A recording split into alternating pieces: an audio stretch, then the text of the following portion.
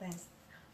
Hi. Hi. My name is Dr. Felice Cellini, and I'm blessed and grateful to be in recovery. And this is our Wednesday evening wacky Why Wait for Recovery community meeting. And I don't know why we call it wacky, because it's not that wacky. And we're really, really glad that everybody's here to join us.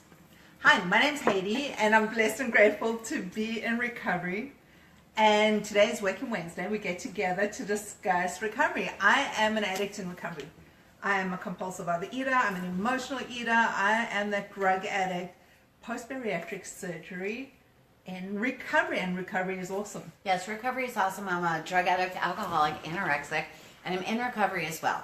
And we get together on Wednesday night at 9 p.m. Eastern Standard Time and Sunday morning, 9 a.m. Eastern Standard Time, and we talk about recovery. So, right, so I just wanted to, the reason we qualify everything and we go into this long scenario every single time we start is not only for the newcomers who join us, because we live stream on Facebook and we live stream on YouTube and all over, but also because addiction is addiction.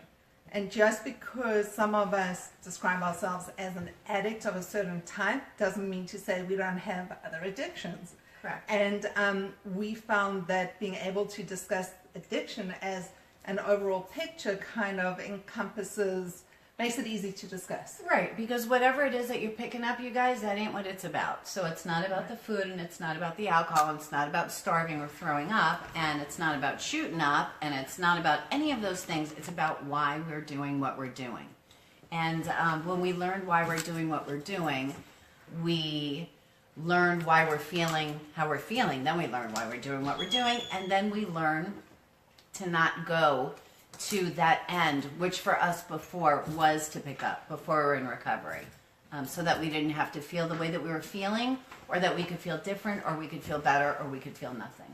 Exactly. So the addiction side of it is really that point where we become so obsessed about those thoughts are constantly reoccurring that we miss the movie, that it becomes the only thing that we're thinking about, and it kind of takes over our world, and it becomes the whole focus of our being, and we lose touch with enjoying the day and enjoying where we are and enjoying the moment. Yeah, absolutely. And so when we're walking around in active addiction, you guys, we're walking around in fear, and a zillion different kinds of fear. Fear about not being good enough, and not being smart enough, not being loved enough, not being thin enough, and not being fat enough, and not being whatever enough.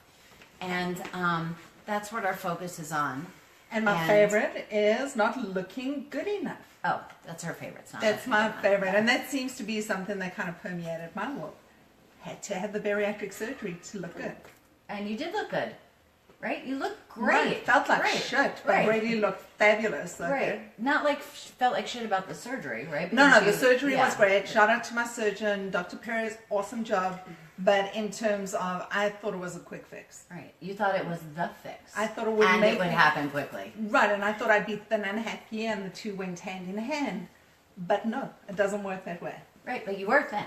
And you I were still, thin. yeah, Yeah, that's and still, you were it's real true. unhappy. Right. And because the real unhappy part comes, the relapse comes.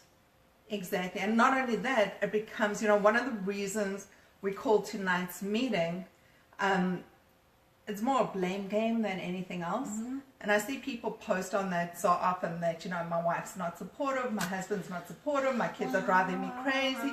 Whatever those stories are, it's not really the underlying factor. The underlying factor is really, I drive myself crazy, and that's me at the end of the day.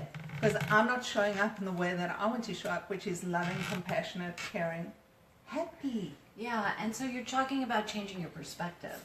And so you're talking about looking at what's awesome and amazing around us, and sometimes what's just okay around us, as opposed to looking at what isn't okay, and what we do lack, and what we wish we had, and what we're afraid of losing, and all of those things that have to do with fear. And it's also it's that mindset that goes with it. If I could change certain things, so if I stuck to a diet, or I changed the foods that I ate, or I changed the way that I did certain things, everything else would change. But it's not really the stuff that keeps us sick and really in shame and misery.